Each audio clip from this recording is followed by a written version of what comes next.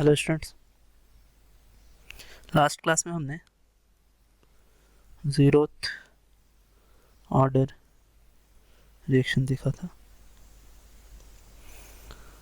आज हम और उसमें हमने ये देखा था कि ए जो है वो प्रोडक्ट देता है और अगर रेट जो है वो k इंटू ए के पावर 0 है तो इसका इंटीग्रेटेड रेट इक्वेशन वो कुछ ऐसा होता है कि A T is equals to A not minus K T.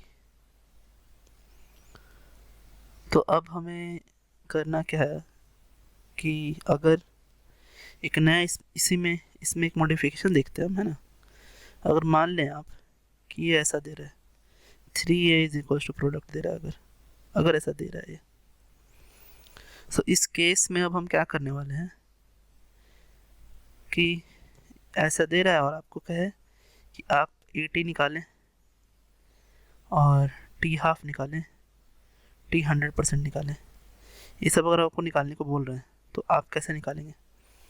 देखिए, नॉर्मली क्या होता है जब हम रेट इक्वेशन लिखते हैं तो हम ऐसा लिख सकते हैं कि -1/3 dA/dt is equals to KA concentration के पावर 0।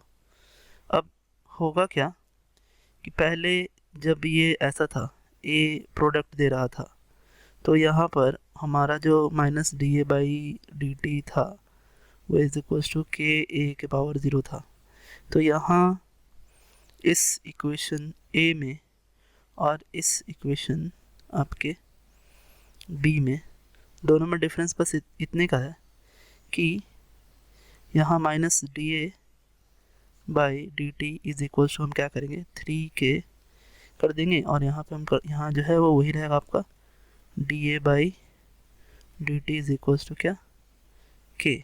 सो अब करना क्या है अपने को कि इस जो A से अपना जो फाइनल इक्वेशन आया है इसको हम क्या करने वाले हैं कि यहाँ पर हम इसे एक नया कांस्टेंट मान लें। So dA/dt is equals to k dash, ये हमने मान लिया। और अब इसी के टर्म पे हम लिखना चालू करेंगे क्या कि AT is equals to A not minus k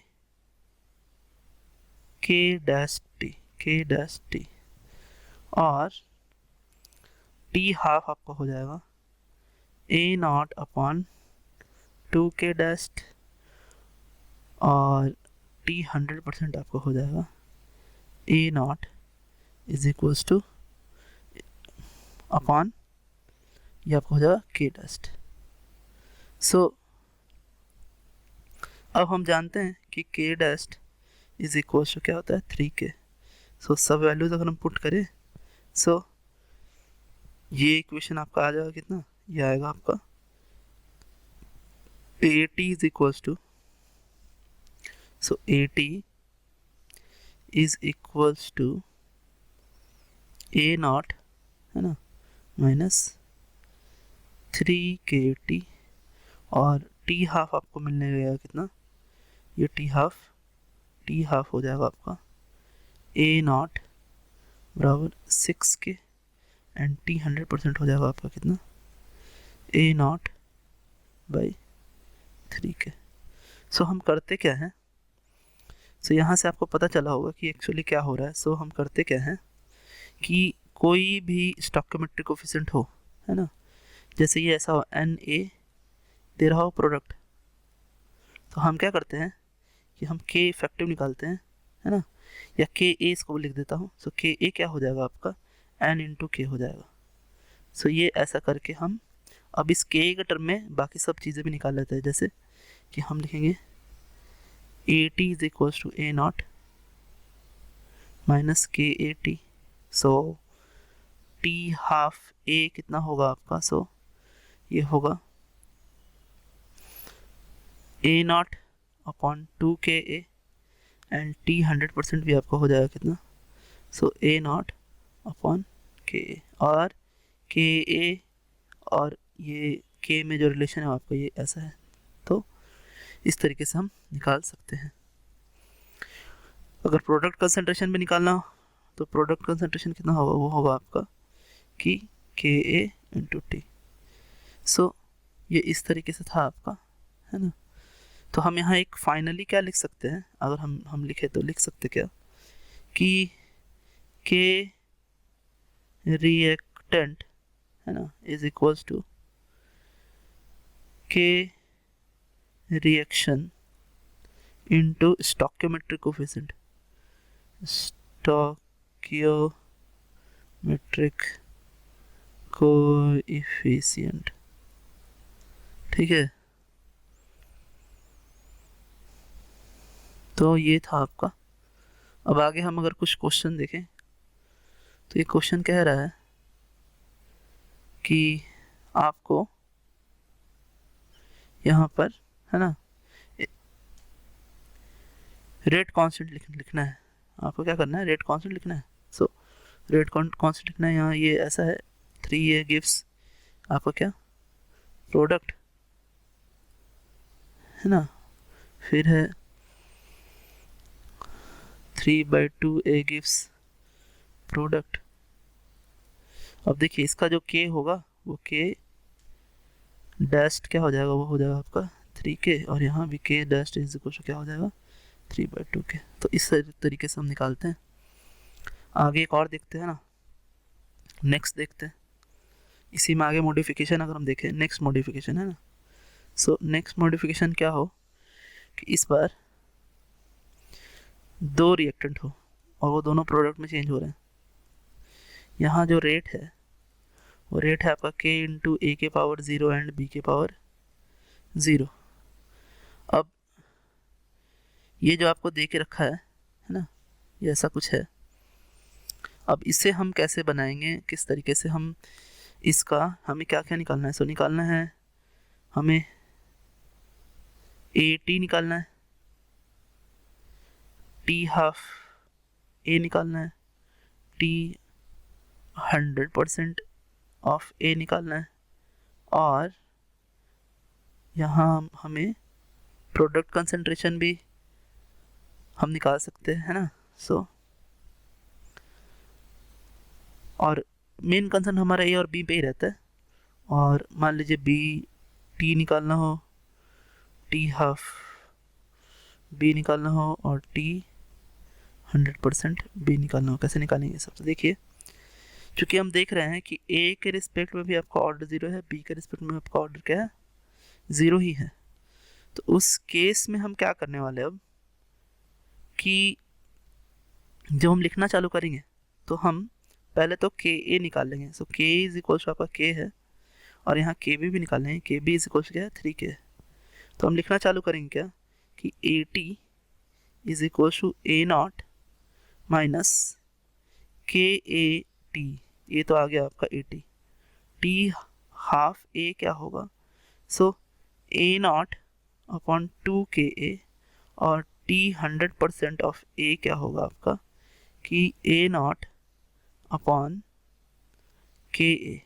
अब हम रिलेशनशिप भी जानते हैं वहाँ पे, क्या के और के बीच का रिलेशनशिप है। उसी तरह B T is equals to B not minus K B T, और T half B is equals to B not upon 2kb, और T 100% of A is of B actually, है ना, of B is equals to B not upon K B, और K B और के बीच का relation भी हमें जो है वो मालूम है। सो इस तरीके से हम जो है ये सारे वैल्यूज हम निकाल सकते हैं, है ना। आगे अगर चले हम, आइए, और अगर हम देखें तो एक क्वेश्चन है। देखिए क्वेश्चन क्या है, ये क्वेश्चन कह रहा है कि for which concentration ratio A and B A and B have क्या T half A is equals to T half B।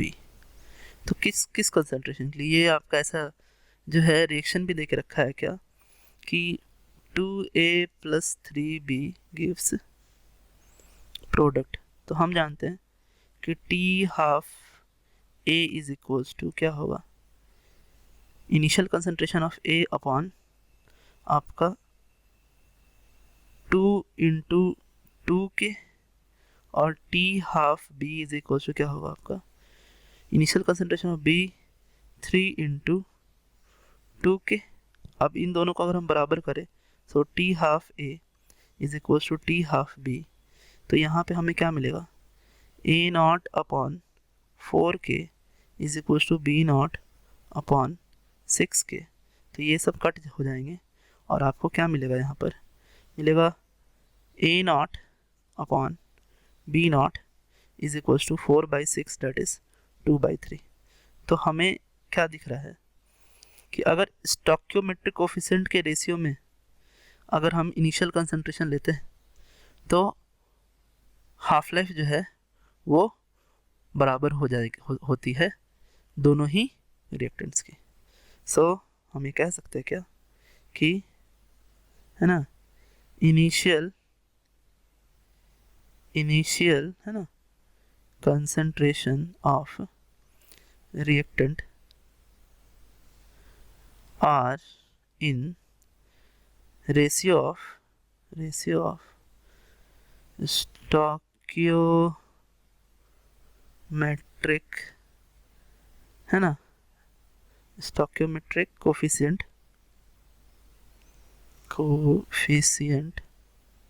have same